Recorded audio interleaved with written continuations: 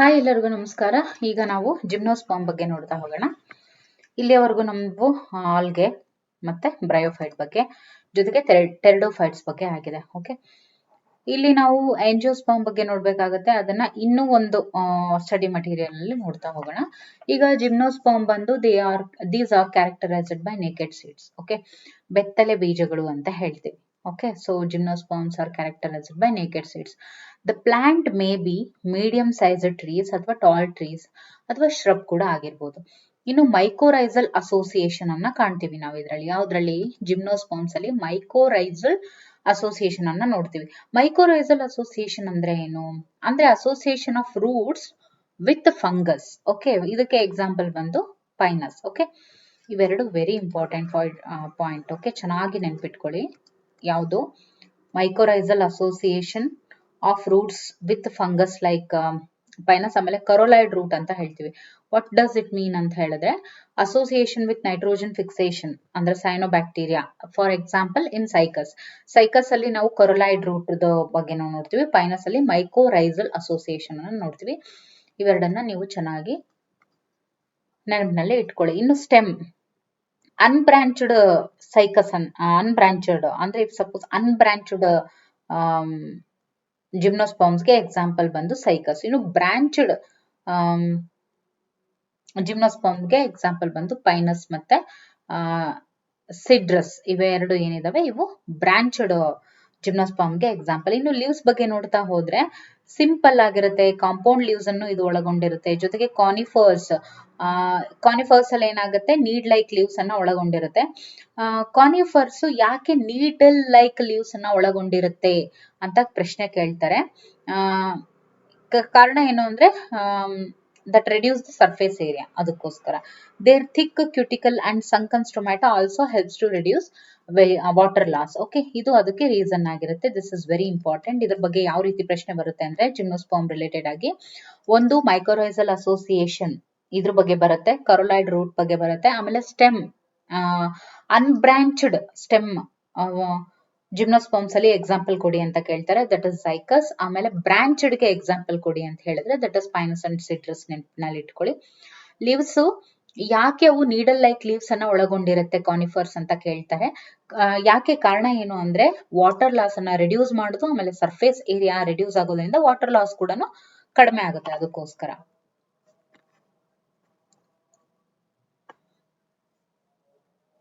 ಇನ್ನು ಜಿಮ್ನೋಸ್ಪರ್ಮ್ಸ್ ಏನಿರ್ತವೆ, they are heterogenous ಅಂತ ಹೆಟಿರೋಸ್ಪೋರಸ್. ಜಿಮ್ನೋಸ್ಪರ್ಮ್ಸ್ ಏನಿರುತ್ತೆ ಅವು ಹೆಟಿರೋಸ್ಪೋರಸ್ ಆಗಿರುತ್ತೆ. Produce haploid microspores and megaspores. Okay, gymnosperms heterosporous. ಇವು ಹೆಪ್ಲಾಯ್ಡ್ ಮೈಕ್ರೋಸ್ಪೋರ್ಸ್ ಮತ್ತೆ ಮೆಗಾಸ್ಪೋರ್ಸ್ ಅನ್ನ ಫಾರ್ಮೇಶನ್ ಮಾಡುತ್ತೆ. The spores are produced within sporangia. Okay, spores ಏನಿರುತ್ತೆ they are produced within ಸ್ಪೊರಾಂಜಿಯಾದಲ್ಲಿನೇ ಈ ಮೆಗಾಸ್ಪೋರ್ ಮತ್ತೆ ಮೈಕ್ರೋಸ್ಪೋರ್ ಎಲ್ಲ ಫಾರ್ಮೇಶನ್ ಆಗೋದು. ಇನ್ನು ಸ್ಪೊರಾಂಜಿಯಾ ಅಂತ ಹೇಳ್ತೀವಿ, they are borne on sporophylls which are arranged spirally along an axis to form lax or compact strobili ಅಥವಾ ಕೋನ್ಸ್ ಅಂತ ಹೇಳ್ತೀವಿ. ಇನ್ನು ಮೇಲ್ ಸ್ಟ್ರೊಬೈಲಸ್ ಏನಿರುತ್ತೆ that contains microsporophylls. This is very important. ಅಂದ್ರೆ ಯಾವ್ದನ್ನ ಒಳಗೊಂಡಿರುತ್ತೆ ಅನ್ನೋದು ಚೆನ್ನಾಗಿ ನೆನಪಿನಲ್ಲಿ ಇಟ್ಕೊಳ್ಳಿ. ಓಕೆ, ಈಗ ಫಾರ್ ಎಕ್ಸಾಂಪಲ್ ನೋಡಿ. ಓಕೆ, ಮೇಲ್ ಸ್ಟ್ರೊಬೈಲಸ್ ಏನಿರುತ್ತೆ ಅದು ಮೈಕ್ರೋಸ್ಪೋರೋಫಿಲ್ಸ್ ಅನ್ನ ಒಳಗೊಂಡಿರುತ್ತೆ. ಜೊತೆಗೆ ಮೈಕ್ರೋಸ್ಪೊರಾಂಜಿಯಾವನ್ನು ಕೂಡ ಅದು ಒಳಗೊಂಡಿರುತ್ತೆ. ಸೊ ದಟ್ ಪ್ರೊಡ್ಯೂಸ್ ಹೆಪ್ಲಾಯ್ಡ್ ಮೈಕ್ರೋಸ್ಪೋರ್ಸ್ ಅನ್ನ ಪ್ರೊಡ್ಯೂಸ್ ಮಾಡುತ್ತೆ. ಇದು ಏನಾಗುತ್ತೆ ಮುಂದೆ ಪೋಲನ್ ಗ್ರೇನ್ ಆಗಿ ಡೆವಲಪ್ ಆಗುತ್ತೆ. ಇನ್ನು ಫಿಮೇಲ್ ಸ್ಟ್ರೊಬೈಲಸ್ ಏನಿರುತ್ತೆ it is a cluster of megasporophylls. Okay, it is a cluster of megasporophylls. ಇದು ಓವ್ಯೂಲ್ಸ್ ಅನ್ನ ಒಳಗೊಂಡಿರುತ್ತೆ and it contains megasporangium. Okay, ಇನ್ನು ಮೆಗಾಸ್ಪೊರಾಂಜಿಯಂ ಏನಿರುತ್ತೆ ದಟ್ ಪ್ರೊಡ್ಯೂಸ್ ಮೆಗಾಸ್ಪೋರ್. ಆಮೇಲೆ ಅದು ಫಿಮೇಲ್ ಗೆಮೆಟೋಫೈಟ್ ಆಗಿ ಡೆವಲಪ್ ಆಗುತ್ತೆ. ಈ ಫಿಮೇಲ್ ಗೆಮೆಟೋಫೈಟ್ ಏನಿರುತ್ತೆ ಅದು ಆರ್ಕಿಗೋನಿಯಾವನ್ನ ಒಳಗೊಂಡಿರುತ್ತೆ. ಆಫ್ಟರ್ ಫರ್ಟಿಲೈಸೇಷನ್ ಏನಾಗುತ್ತೆ, ಝೈಗೋಟ್ ದಟ್ ಇಸ್ ಡೆವಲಪ್ಡ್ ಏನ್ ಡೆವಲಪ್ ಆಗುತ್ತೆ which form an embryo and the ovule changed into seed. Ovule seed ಆಗಿ ಚೇಂಜ್ ಆಗುತ್ತೆ. ಇದ್ರ ಬಗ್ಗೆ ಸಿಂಪಲ್ ಆಗಿ ಪ್ರಶ್ನೆ ಕೇಳ್ತಾರೆ. ಹೆಂಗ್ ಗೊತ್ತಾ? ಸೀಡ್ ಆಗಿ ಚೇಂಜ್ ಆಗುವಂತದ್ದು ಎದ್ರಿಂದ ಅಂತ ಕೇಳ್ತಾರೆ. ಓವ್ಯೂಲು ಆಮೇಲೆ ಓವರಿ ಅಂತೆಲ್ಲ ನಿಮ್ಗೆ ಆಪ್ಷನ್ಸ್ ಇರುತ್ತೆ. ನಿಮ್ಮ ಆಪ್ಷನ್ ಯಾವ್ದಾಗಿರ್ಬೇಕು? ಓವ್ಯೂಲ್ ಆಗಿರ್ಬೇಕು. Ovule changed into seed. Okay, ಈಗ important questions related to plant kingdom ನೋಡ್ತಾ ಹೋಗೋಣ. What do you mean by thallus like plant body. Thallus like plant body ಅಂತ ಹೇಳ್ತೀವಿ. ಓಕೆ, ಥ್ಯಾಲಸ್ ಅಂತ ಅಂದ್ರೆ ಏನು, ಥ್ಯಾಲಸ್ ಲೈಕ್ ಪ್ಲಾಂಟ್ ಬಾಡಿ ಅಂದ್ರೆ ಏನು ಅಂತ ಅಂದ್ರೆ, ಈಗ ಪ್ಲಾಂಟ್ ಬಾಡಿ ಇವಾಗ ನೋಡಿ, ನಾನು ಈ ರೀತಿ ಬರ್ದು ಈ ರೀತಿ ಎಲ್ಲ ಬರ್ದು ಈ ರೀತಿ ಬರ್ದಿರ್ತೀನಿ. ನೀವೇನಂತೀರಾ, this is root and this is stem and this is leaves ಅಂತ ಹೇಳ್ತೀರಾ. ಓಕೆ, ಆ ರೀತಿ ಡಿಫ್ರೆನ್ಶಿಯೇಟ್ ಮಾಡಕ್ ಆಗದೆ ಇರೋದನ್ನ ಥ್ಯಾಲಸ್ ಲೈಕ್ ಪ್ಲಾಂಟ್ ಬಾಡಿ ಅಂತ ಹೇಳ್ತೀವಿ. ಅಂದ್ರೆ ಏನು, it is not differentiated into true stem, leaves and roots ಅಂತ. Okay, give 2 examples of filamentous algae. ಇವಾಗ ಆಲ್ರೆಡಿ ನಿಮಗೆ ಗೊತ್ತಿರುತ್ತೆ, Ulothrix and Spirogyra, these two are the filamentous algae. Okay, ಇನ್ನು why bryophytes are considered as amphibians of the plant kingdom ಅಂತ ಹೇಳಿದ್ರೆ, they can live in soil, but ಅವು water ಅಲ್ಲಿ depend ಆಗಿರ್ತವೆ, water ಮೇಲೆ ಡಿಪೆಂಡ್ ಆಗಿರ್ತವೆ. ಕಾರಣ ಯಾಕೆ ಅಂತ ಹೇಳಿದ್ರೆ, ಡ್ಯೂ ಫಾರ್ ಸೆಕ್ಷುವಲ್ ರಿಪ್ರೊಡಕ್ಷನ್. ಇನ್ನು how antheridium and archegonium are different in their produce. ಇವಾಗ ಪ್ರೊಡಕ್ಷನ್ ಅಲ್ಲಿ ಆಂಥೆರಿಡಿಯಂ ಮತ್ತೆ ಆರ್ಕಿಗೋನಿಯಂ ಯಾಕೆ ಡಿಫರೆಂಟ್ ಅಂತ ಹೇಳಿದ್ರೆ, ಆಂಥೆರಿಡಿಯಾ ಏನಿರುತ್ತೆ ಅದು ಮೇಲ್ ಗೆಮೆಟ್ ಅನ್ನ ಪ್ರೊಡ್ಯೂಸ್ ಮಾಡುತ್ತೆ, ಆರ್ಕಿಗೋನಿಯಂ ಏನಿರುತ್ತೆ ಅದು ಎಗ್ ಅನ್ನ ಒಳಗೊಂಡಿರುತ್ತೆ. ಇನ್ನು pteridophytes are different from liverworts. ಯಾಕೆ ನೋಡಿ, ಟೆರಿಡೋಫೈಟ್ಸ್ ಏನಿರುತ್ತೆ they are different from liverworts. ಈ ಲಿವರ್ ವರ್ಡ್ಸ್ ಎದ್ರಲ್ಲಿ ಬರುತ್ತೆ, ಲಿವರ್ ವರ್ಡ್ಸ್ ಎದ್ರಲ್ಲಿ ಬರುತ್ತೆ, ಬ್ರಯೋಫೈಟ್ಸ್ ಅಲ್ಲಿ ಬರುತ್ತೆ. Bryophytes has 2 types, that is liverworts and mosses ಅಂತ ಹೇಳ್ತೀವಿ. ಸೊ ಈ ಒಂದು ಲಿವರ್ ವರ್ಡ್ಸ್ ಗಿಂತನೂ ಡಿಫರೆಂಟ್ ಆಗಿರುತ್ತೆ ಟೆರಿಡೋಫೈಟ್ಸ್. ಹೇಗೆ ಅಂತ ಹೇಳಿದ್ರೆ, ಲಿವರ್ ವರ್ಡ್ಸ್ ಬ್ರಯೋಫೈಟ್ಸ್ ಇವು ಗೆಮೆಟೋಫೈಟ್ಸ್ ಅನ್ನ ಮೇನ್ ಪ್ಲಾಂಟ್ ಬಾಡಿ ಆಗಿ ಒಳಗೊಂಡಿರುತ್ತೆ. ಲಿವರ್ ವರ್ಡ್ಸ್ ಏನಿರುತ್ತೆ ಗೆಮೆಟೋಫೈಟ್ಸ್ ಅನ್ನ ಮೇನ್ ಪ್ಲಾಂಟ್ ಬಾಡಿ ಆಗಿ ಒಳಗೊಂಡಿರುತ್ತೆ. ಆದ್ರೆ ಟೆರಿಡೋಫೈಟ್ಸ್ ಏನಿರ್ತವೆ ಇವು ಸ್ಪೋರೋಫೈಟ್ಸ್ ಅನ್ನ ಮೇನ್ ಪ್ಲಾಂಟ್ ಬಾಡಿ ಆಗಿ ಒಳಗೊಂಡಿರುತ್ತೆ. ಟೆರಿಡೋಫೈಟ್ಸ್ ಸ್ಪೋರೋಫೈಟ್ಸ್ ಅನ್ನ ಮೇನ್ ಪ್ಲಾಂಟ್ ಬಾಡಿ ಆಗಿ ಒಳಗೊಂಡಿರುತ್ತೆ. ಇನ್ನು Marchantia belongs to which group of bryophytes ಅಂತ ಹೇಳಿದ್ರೆ, ದಟ್ ಇಸ್ ಲಿವರ್ ವರ್ಡ್ಸ್ ಗೆ ಇದು ರಿಲೇಟೆಡ್ ಆಗಿರುತ್ತೆ. ಇನ್ನು ವಾಟ್ ಆರ್ ರೈಸಾಯ್ಡ್ಸ್. ರೈಸಾಯ್ಡ್ಸ್ ಅಂತ ಹೇಳಿದ್ರೆ ಏನು ಇಲ್ಲ, they are root like structures. Okay, ಅಂದ್ರೆ slender unicellular or multicellular hair like structures ಅಥವಾ ರೂಟ್ ಲೈಕ್ ಸ್ಟ್ರಕ್ಚರ್ಸ್ ಅಂತಾನು ಹೇಳ್ತೀವಿ. ಇವಾಗ ಹೇಗೆ ಒಂದು ಪ್ಲಾಂಟ್ ಅಲ್ಲಿ ರೂಟ್ ವಾಟರ್ ನ ಅಬ್ಸರ್ವ್ ಮಾಡ್ಕೊಳ್ಳುತ್ತೋ, ಅದೇ ತರ ರೈಸಾಯ್ಡ್ಸ್ ಕೂಡ ವಾಟರ್ ನ ಅಬ್ಸರ್ವ್ ಮಾಡ್ಕೊಳ್ಳುತ್ತೆ ಪ್ಲಾಂಟ್ಸ್ ಗೆ. Draw Funaria and label capsule of sporophyte and rhizoid ಅಂತ ಇದೆ. ಸೊ ಇದನ್ನ ನೀವು NCERT ಬುಕ್ ಅಲ್ಲಿ ನೋಡಬಹುದು. Mention 2 examples of mosses. Mosses ಗೆ ಎಕ್ಸಾಂಪಲ್ ಬಂದು ಫಿನೋರಿಯಾ ಮತ್ತೆ ಪಾಲಿಟ್ರೈಕಮ್.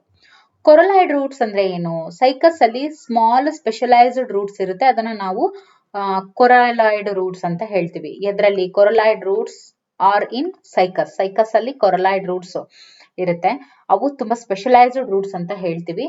They are associated with nitrogen fixation cyanobacteria.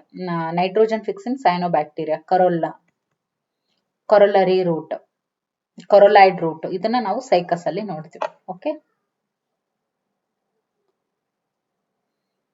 ಇನ್ನು what is the significance of, ಈಗ ನೋಡೋಣ short answer questions.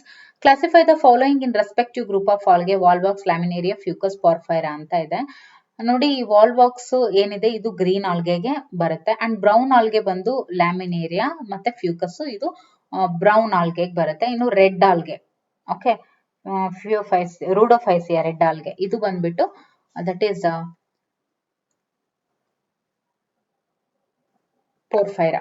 Okay, what is the significance of capsule in Funaria ಅಂದ್ರೆ, ಫಿನೋರಿಯಾದಲ್ಲಿ ಸಿಗ್ನಿಫಿಕೆನ್ಸ್ ಆಫ್ ಕ್ಯಾಪ್ಸ್ಯೂಲ್ ಅಂದ್ರೆ capsule ನ ಪ್ರಾಮುಖ್ಯತೆ ಏನು ಫಿನೋರಿಯಾದಲ್ಲಿ ಅಂದ್ರೆ, ಕ್ಯಾಪ್ಸ್ಯೂಲ್ ಹೆಪ್ಲಾಯ್ಡ್ ಸ್ಪೋರ್ಸ್ ಅನ್ನ ಫಾರ್ಮೇಶನ್ ಮಾಡುತ್ತೆ. ಕ್ಯಾಪ್ಸ್ಯೂಲ್ ಏನನ್ನ ಫಾರ್ಮೇಶನ್ ಮಾಡುತ್ತೆ, ಅದು ಹೆಪ್ಲಾಯ್ಡ್ ಸ್ಪೋರ್ಸ್ ಅನ್ನ ಫಾರ್ಮೇಶನ್ ಮಾಡುತ್ತೆ.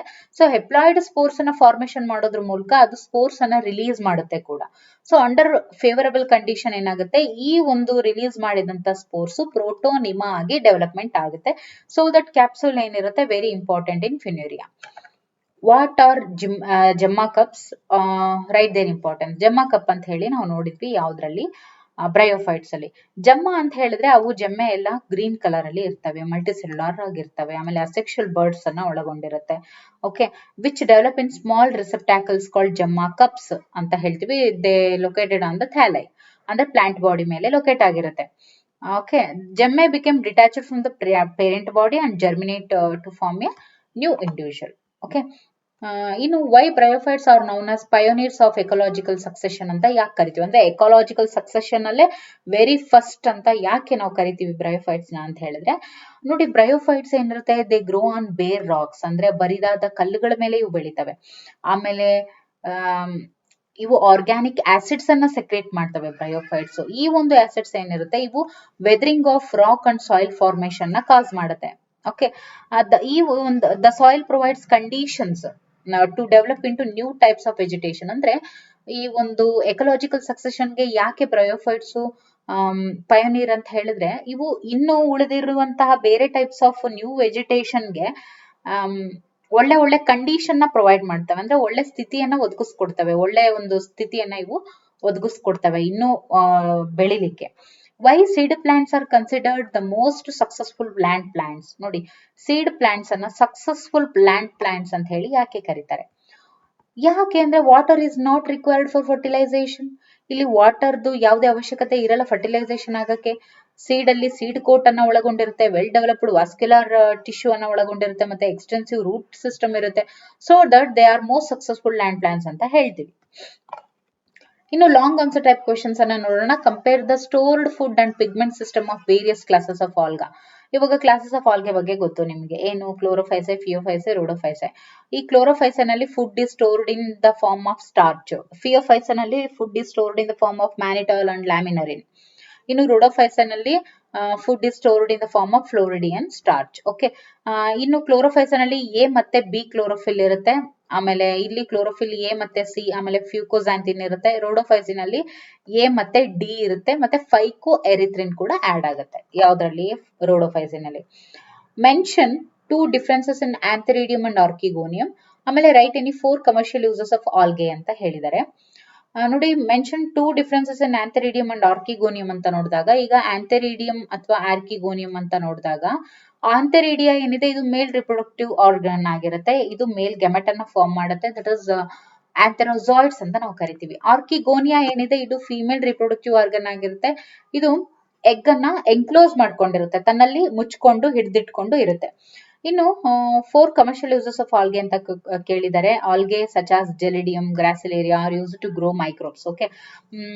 ಜೆಲಿಡಿಯಂ ಆಗಿರ್ಬೋದು, ಗ್ರಾಸಿಲೇರಿಯಾ ಆಗಿರ್ಬೋದು, ಇವೆಲ್ಲ ಏನು ಆಲ್ಗೆ, ಅವುಗಳನ್ನ ಮೈಕ್ರೋಬ್ಸ್ ನ ಡೆವಲಪ್ ಮಾಡೋದಕ್ಕೆ ಇದನ್ನ ಉಪಯೋಗಿಸ್ಕೊಳ್ತಾರೆ. ಆಮೇಲೆ they are used in the preparation of ice cream ಮತ್ತೆ ಜೆಲ್ಲೀಸ್ ಅಲ್ಲೂ ಕೂಡ ಈ ಆಲ್ಗೆಯನ್ನ ಉಪಯೋಗಿಸ್ತಾರೆ. ಆಮೇಲೆ some are single cell proteins ಆಗಿರುತ್ತೆ. ಸಿಂಗಲ್ ಸೆಲ್ ಪ್ರೋಟೀನ್ಸ್ ಏನಿರ್ತವೆ, they are the rich source of proteins like Chlorella. Okay. ಈ ಕ್ಲೋರೆಲಾ ಏನಿದೆ ಇದು ಒಂದು ಸಿಂಗಲ್ ಸೆಲ್ ಪ್ರೋಟೀನ್ ಅಂತ ಹೇಳ್ತೀವಿ. They have the richest source of proteins and some are used as food fodder like Laminaria and Sargassum. Marine algae are used as food. Marine algae ಏನಿರುತ್ತೆ ಅದನ್ನ food ಆಗಿ ಕೂಡ use ಮಾಡ್ತಾರೆ. ಆಮೇಲೆ ಕೆಲವೊಂದನ್ನ food ಮತ್ತೆ fodder ಆಗಿ ಕೂಡ ಯೂಸ್ ಮಾಡ್ತಾರೆ, ದಟ್ ಇಸ್ ಲ್ಯಾಮಿನೇರಿಯಾ ಮತ್ತೆ ಸರ್ಗ್ಯಾಸಮ್. ಇವನ್ನೆಲ್ಲ ಫುಡ್ ಅಂಡ್ ಫಾಡರ್ ಆಗಿ ಕೂಡ ಯೂಸ್ ಮಾಡ್ತಾರೆ. ಈಗ explain the morphology of gymnosperm. Morphology of gymnosperm.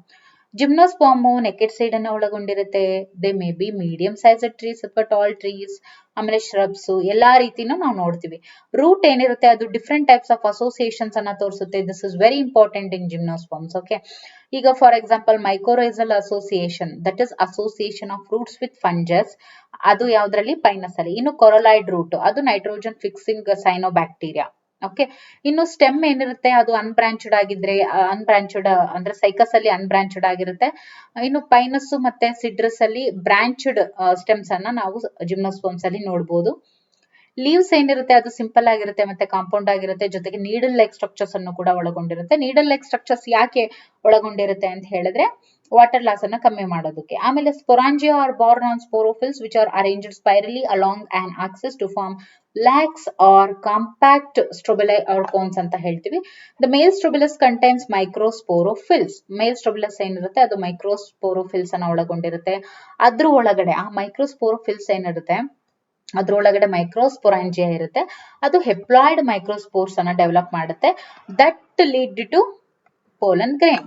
ಇನ್ನು ಫಿಮೇಲ್ ಸ್ಟ್ರೋಬೆಲಸ್ ಏನಿರುತ್ತೆ ಇದು ಒಂದು ಕ್ಲಸ್ಟರ್ ಆಫ್ ಮೆಗಾಸ್ಪೋರೋಫಿಲ್ಸ್ ಅಂತ ಹೇಳ್ತೀವಿ. ಇದು ಓವ್ಯೂಲ್ಸ್ ಅನ್ನ ಒಳಗೊಂಡಿರುತ್ತೆ, ಅಲ್ಲಿ ಮೆಗಾಸ್ಪೊರಾಂಜಿಯಂ ಇರುತ್ತೆ. ಈ ಮೆಗಾಸ್ಪೊರಾಂಜಿಯಂ ಮೆಗಾಸ್ಪೋರ್ಸ್ ಅನ್ನ ಪ್ರೊಡ್ಯೂಸ್ ಮಾಡುತ್ತೆ. Okay. Megaspores develops into multicellular female gametophyte ಆಗುತ್ತೆ. ಫಿಮೇಲ್ ಗೆಮೆಟೋಫೈಟ್ ಆರ್ಕಿಗೋನಿಯಾವನ್ನ ಒಳಗೊಂಡಿರುತ್ತೆ. ಇನ್ನು explain the heterosporous nature in pteridophytes. Okay. Explain the heterosporous nature in pteridophytes ಅಂದ್ರೆ ಟೆರಿಡೋಫೈಟ್ಸ್ ಅಲ್ಲಿ ಇರುವಂತ ಹೆಟಿರೋಸ್ಪೋರಸ್ ನೇಚರ್ ಬಗ್ಗೆ ಎಕ್ಸ್ಪ್ಲೈನ್ ಮಾಡಿ. ಆಮೇಲೆ ಈ ಪ್ರೋಟೋನಿಮಾ ಸ್ಟೇಜ್ ಆಫ್ ಬ್ರಯೋಫೈಟ್ಸ್ ಅಂದ್ರೆ ಏನು ಅದ್ರ ಬಗ್ಗೆ ಹೇಳಿ ಅಂತ ಇದೆ.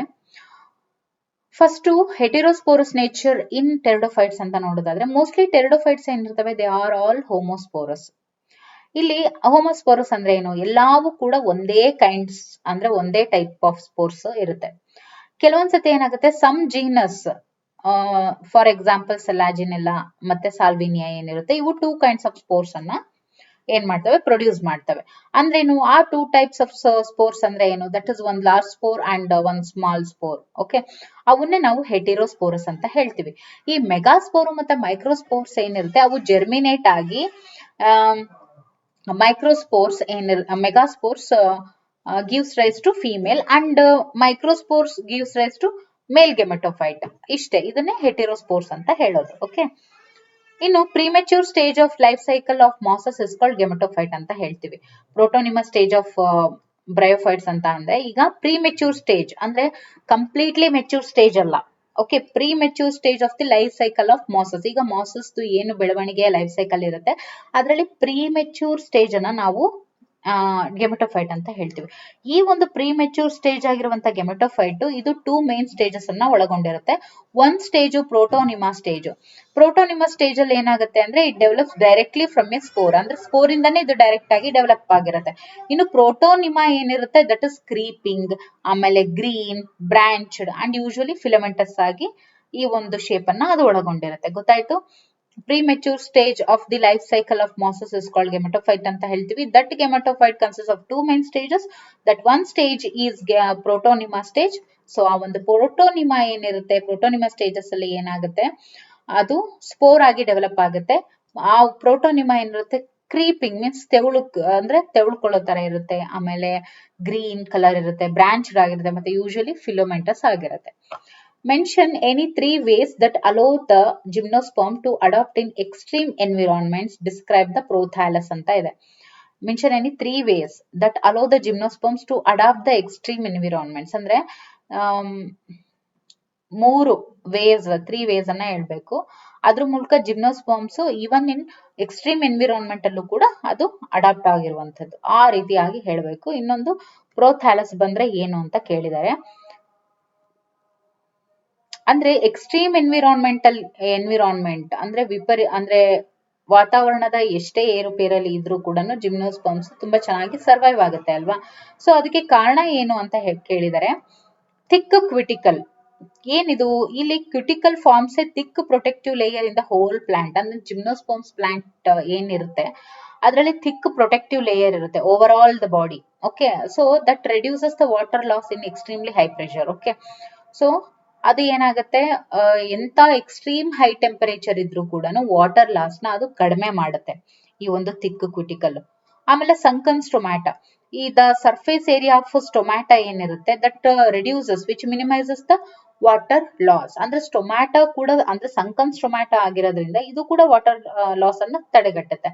ಆಮೇಲೆ ನೀಡಲ್ ಲೈಕ್ ಲೀವ್ಸ್ ಅನ್ನ ಒಳಗೊಂಡಿರುತ್ತೆ. ಯಾಕೆ, ವೆರಿ ಲೆಸ್ ಸರ್ಫೇಸ್ ಏರಿಯಾ ಏನಿರುತ್ತೆ that minimises the water loss. ಆಮೇಲೆ less surface area, sunken stomata, they both minimise the water loss. Okay, ಆಮೇಲೆ ಥಿಕ್ ಕ್ವಿಟಿಕಲ್ ಏನಿದೆ, ಇದು ಥಿಕ್ ಪ್ರೊಟೆಕ್ಟಿವ್ ಲೇಯರ್ ತರ ಫಾರ್ಮೇಶನ್ ಆಗಿರುತ್ತೆ over all the plant body.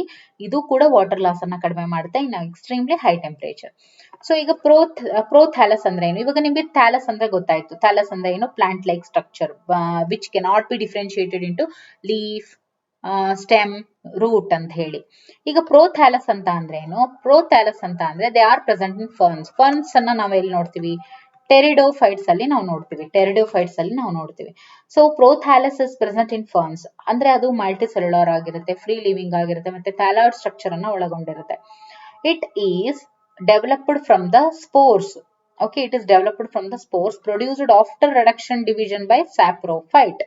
Okay, ಇನ್ನು ಪ್ರೋಥ್ಯಾಲಸ್ ಏನಿರುತ್ತೆ ಅವೆಲ್ಲ ಆಟೋಟ್ರೋಫಿಕ್ ಆಗಿರುತ್ತೆ, ಮತ್ತೆ ಗೆಮೆಟೋಫೈಟಿಕ್ ಪ್ಲಾಂಟ್ಸ್ ಆಗಿ ಅವು ಡೆವಲಪ್ ಆಗುತ್ತೆ. ಓಕೆ, ಪ್ರೋಥ್ಯಾಲಸ್ ಏನಿರುತ್ತೆ ದೇ ಆರ್ ಆಲ್ ಅಂದ್ರೆ ಎಲ್ಲಾ ಪ್ರೋಥ್ಯಾಲಸ್ ಕೂಡ ಆಟೋಟ್ರೋಫಿಕ್ ಆಗಿರುತ್ತೆ, ಅವು ಗೆಮೆಟೋಫೈಟಿಕ್ ಪ್ಲಾಂಟ್ ಆಗಿ ಡೆವಲಪ್ಮೆಂಟ್ ಆಗುತ್ತೆ. ಓಕೆ, ಸೊ ಇಲ್ಲಿಯವರೆಗೂ ನಾವು ಪ್ಲಾಂಟ್ ಕಿಂಗ್ಡಮ್ ಬಗ್ಗೆ ಕಂಪ್ಲೀಟ್ ಆಗಿ ನೋಡಿದ್ವಿ. ಇನ್ನು ನಾವು ನೆಕ್ಸ್ಟ್ ಕ್ಲಾಸ್ ಅಲ್ಲಿ ಅನಿಮಲ್ ಕಿಂಗ್ಡಮ್ ಬಗ್ಗೆ ನೋಡ್ತಾ ಹೋಗೋಣ. Okay, thank you for watching.